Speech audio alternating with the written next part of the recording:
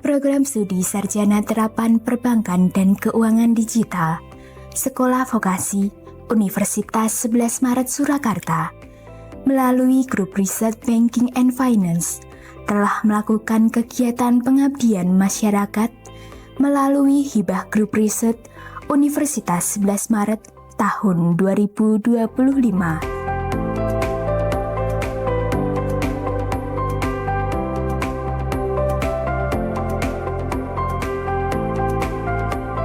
Kegiatan ini berlangsung pada pertemuan dengan pengurus PKK RW 12 serta para ibu selaku warga RT 03 yang bertempat di gedung pertemuan Pondok Baru Permai Blok E RT 03 RW 12 Kelurahan Kentan Kecamatan Baki Kabupaten Sukoharjo pada hari Minggu 18 Mei tahun 2025 dan pada hari Minggu 8 Juni tahun 2025.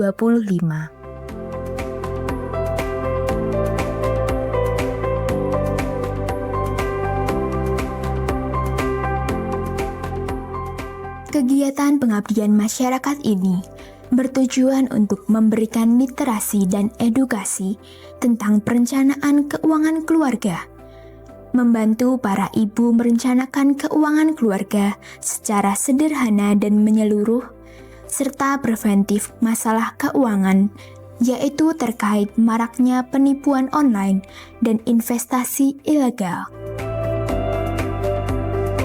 Yang terhormat Ibu Dewi Hasto selaku Ketua PKK RW 12 Kelurahan Kentan Kecamatan Baki Sukoharjo dan seluruh ibu-ibu yang hadir di kegiatan di sore hari ini.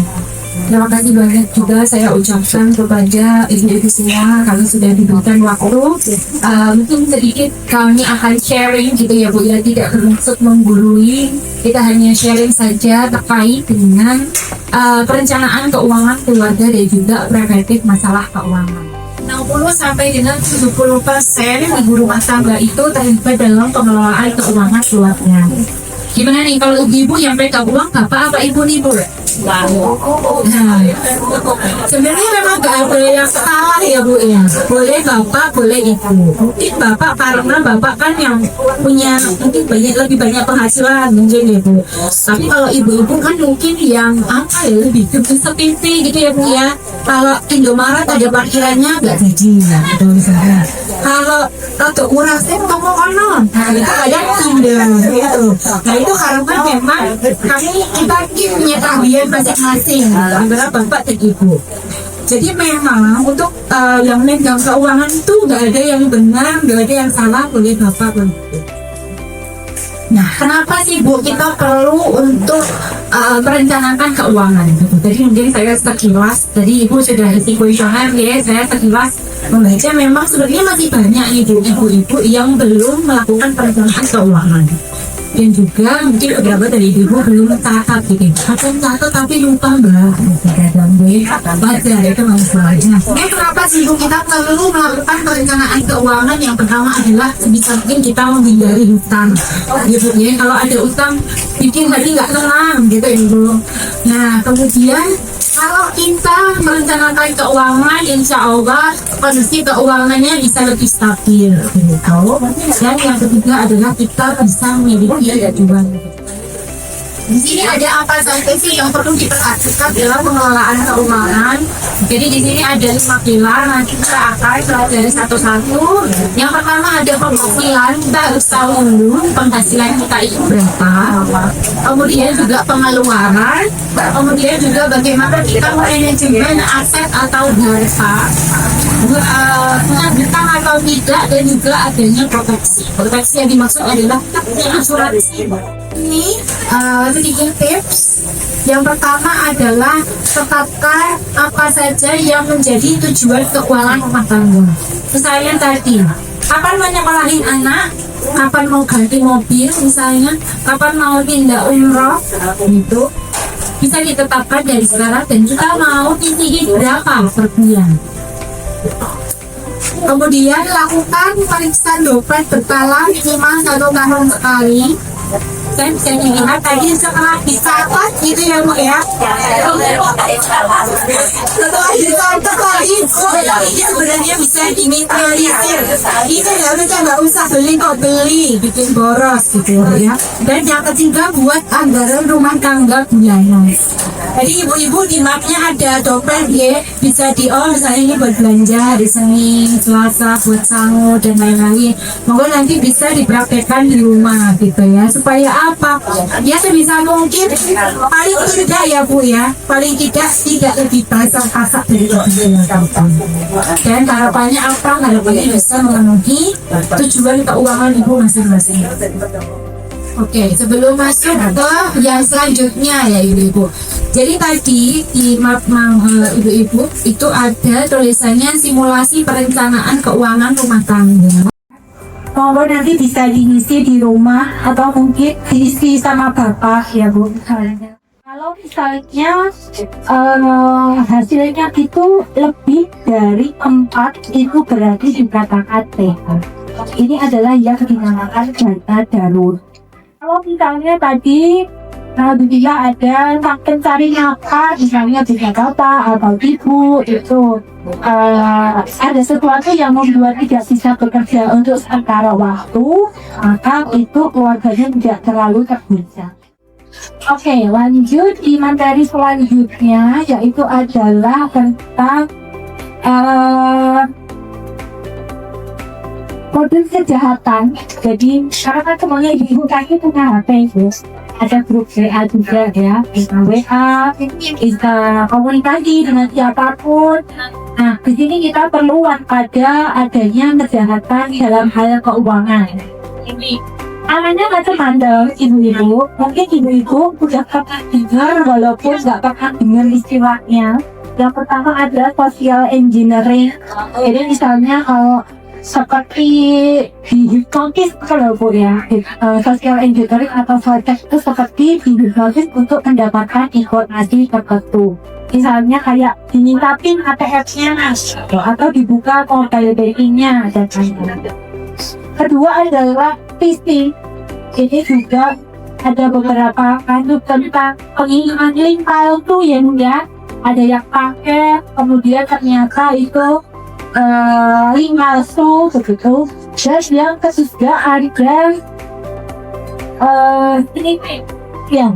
penipuan berkedok kulit rakyat. Ini misalnya ada gambarnya, misalnya ini Bu, ada kan kita tuh kalau ya di HP ini ya Bu ya, kadang kita kayak asal gitu buka. Kayak ada WA, nomornya nggak dikenal, terus dibuka, apa ini? Kadang-kadang kita penasaran juga, bahkan ada kita klik gitu ya Bu ya.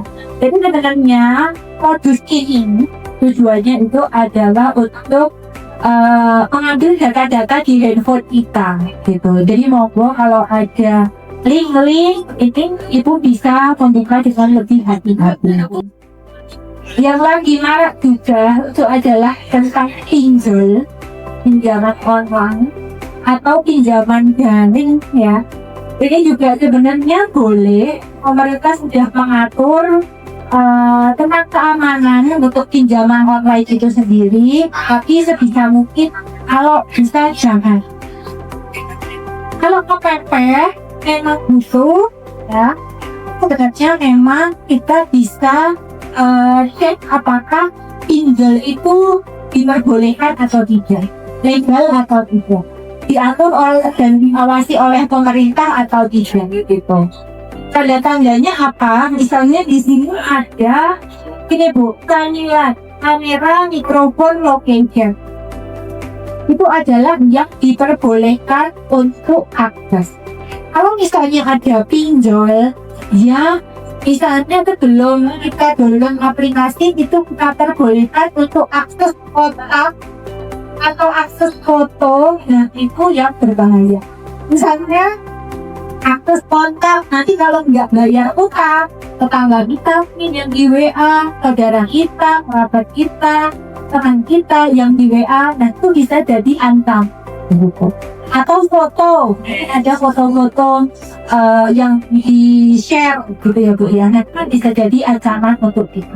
Jadi kalau yang aplikasi-aplikasi itu Bu, terutama untuk pinjaman online yang boleh diakses hanya email, kamera, telepon, dan sudah oke. Itu tadi ibu-ibu semua terkait dengan perencanaan keuangan. Monggo kita bisa bijak dalam mengelola keuangan. Sebisa mungkin dicatat ya ibu-ibu. Kalau sudah terbiasa mencatat, nanti akan jadi terbiasa begitu. Dan juga bisa mencapai tujuan keuangan. Itu saja ibu-ibu dari kami. Akan mohon sangat untuk waktunya. Mohon maaf kalau bila ada salah dan kekurangan. Dan saya tunggu.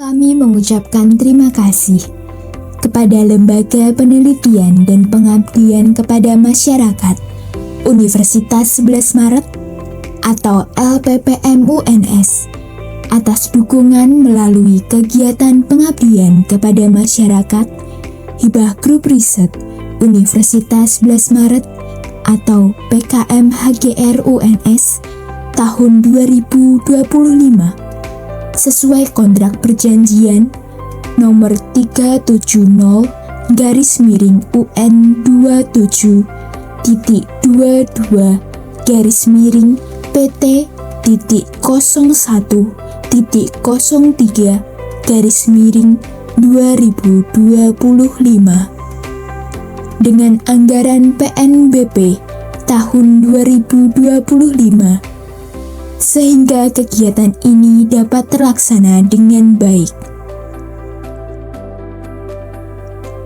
Terima kasih juga kami sampaikan kepada seluruh pihak yang telah menyaksikan video kegiatan pengabdian masyarakat ini yang telah diselenggarakan oleh Program Studi Sarjana Terapan Perbankan dan Keuangan Digital Sekolah Vokasi Universitas 11 Maret Surakarta melalui tim dosen dari Grup Riset Banking and Finance. Semoga kegiatan ini dapat bermanfaat dalam menambah wawasan dan kesadaran finansial bagi kita semua.